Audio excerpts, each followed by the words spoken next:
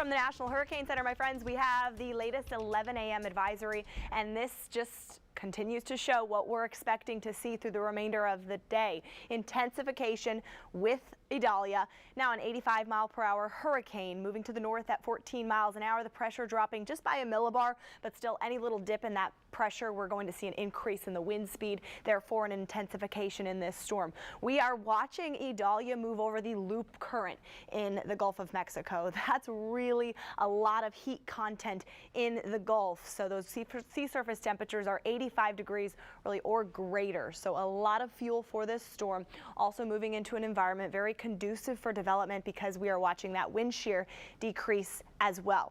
So plenty of fuel for this storm to continue to rapidly intensify through the remainder of the day. Now let's look at that latest cone. Of course, still watching it become a stronger Cat 1 as we speak, becoming a Cat 2 later today, and then possibly a Cat 3, maybe just 5 degrees shy of a Cat 4 by the time it's making landfall. So this intensity continues to increase as well with each given advisory from the National Hurricane Center. So this Big Bend in Florida region really taking this storm seriously. I'm sure you've heard the press conferences from mayors, from the governor. Officials are doing what they can now to prepare because by tonight that window is going to close. We're going to start to see those impacts and feel those impacts from a landfalling major hurricane in Florida come tomorrow morning. And really by tonight we'll actually start to see some of those outer rain bands move in from south to north. So right now still keeping with our forecast, even with a little bit of wobble maybe in the track to the north or to the west, I should say, or to the east, because those wobbles are going to continue to happen as this storm is making little jogs east or west currently. And maybe just ever so slightly we saw a jog to the east in the last several hours as it was emerging north of Cuba. What do we have going on across the area? Well, meteorologically, we're looking at high pressure wedging its way between these two cyclones. A powerful Category 4 Hurricane Franklin with a very well-defined eye. I mean, that is just textbook style. Thankfully staying way off of our coast. We have Idalia here, which is that strengthening hurricane, now a Cat 1. And then we also have this digging trough over the southeast.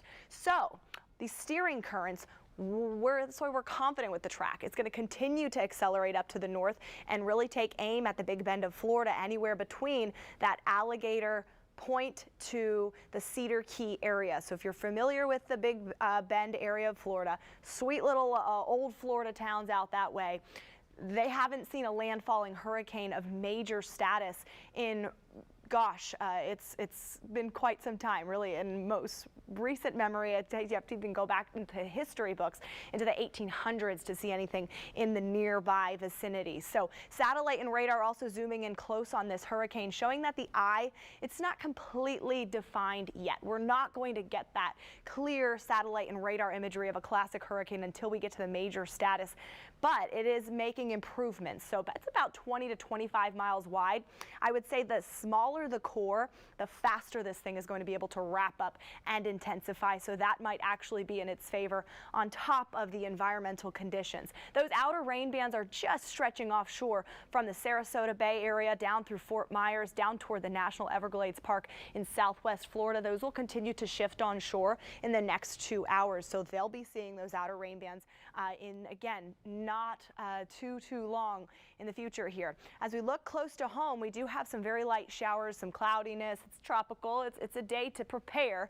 We actually have some thunderstorms lighting up just north of the Brunswick area. These showers are truly not even amounting to much. Okay, so folks that are getting those preps in place in our hurricane warned area in Lake City, Columbia County, we have today. I cannot stress that enough. Tropical storm warnings for the rest of us, and actually, again, we're doing this live on the air.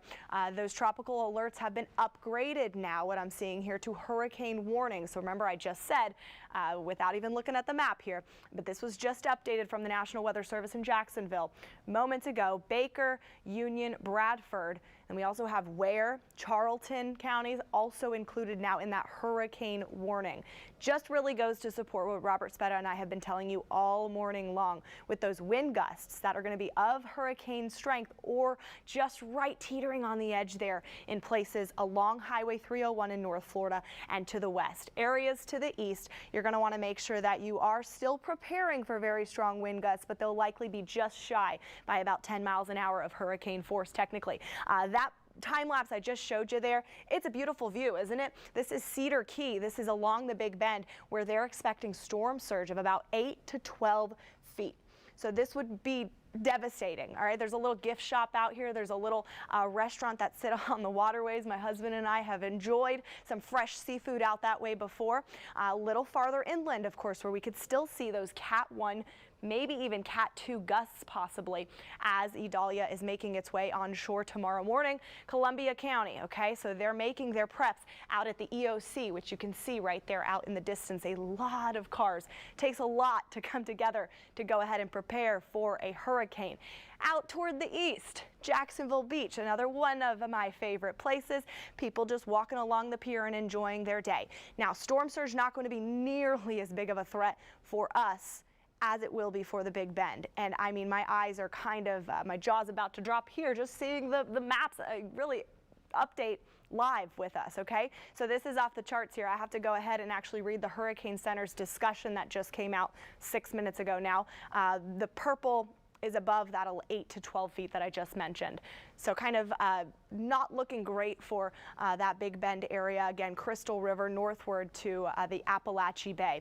For us, I mean, some positive news for us, okay? We're not always here to pass along the negative. The blue here, up to 3-foot storm surge. We have seen that before. Expect higher than normal tides beginning tonight and tomorrow morning, and then again by Wednesday evening.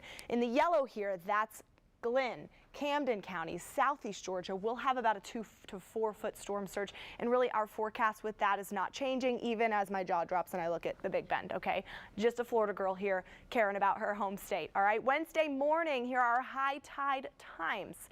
So back this up 12 hours, we'll see the high tide times in the PMs on these numbers here, but really tomorrow morning when we're seeing the height of our impacts, that's when our water's going to rise around 9 a.m. in St. Mary's, Fernandina, downtown Jacksonville, the surrounding areas, Trout River, about 10 o'clock in the morning. So if you live in a flood-prone area, if you live in a low-lying area that, you know, during a high tide, full super moon out there as well, you're used to seeing the water come up, you're going to want to prepare for that tomorrow. The saving grace is that, yes, it's an extremely powerful hurricane, but it will be moving on out of here very quickly. We're talking about a landfall in the Big Bend around 8, 9 o'clock in the morning. It shifts off to the northeast, and by dinner time, we're waving goodbye to those rain bands. We're watching northeast breezes pull in dry air, and so Thursday will be the day to clean up because we are expecting tree damage, roof damage, power outages possible. Columbia, Baker, Bradford, Union counties, we're going to open that window for your worst weather by 4 a.m., giving you the all clear, hopefully, by about 4 p.m. We'll expect about 4 to 6 inches of rainfall, and to be totally transparent, dropping those rainfall totals because this is such a fast-moving system. Duval County, 7 a.m. to 5 p.m., gusts to 65 miles an hour. Isolated tornadoes are going to be a threat in each and every rain band because they're associated with this major hurricane. All those individual cells will have some rotation within them. You don't have to be scared of hearing tornado, all right? It happens in tropical cyclones. Think of it as a burst in the winds that we are going to experience again in all of these. I'm going to quickly just show you that. We care about all of our counties in southeast Georgia, northeast Florida. Time is wrapping up here, but I want you to know that we have all of these graphics on firstcoastnews.com, our First Coast News app. And remember, we've got local impacts. That's what matters, right? Don't focus on that cone. Don't focus on that rapid intensification today. Just know that we're going to get through this together, and we're going to keep an eye on the Big Bend, of course. That'll see the highest, strongest impacts into tomorrow.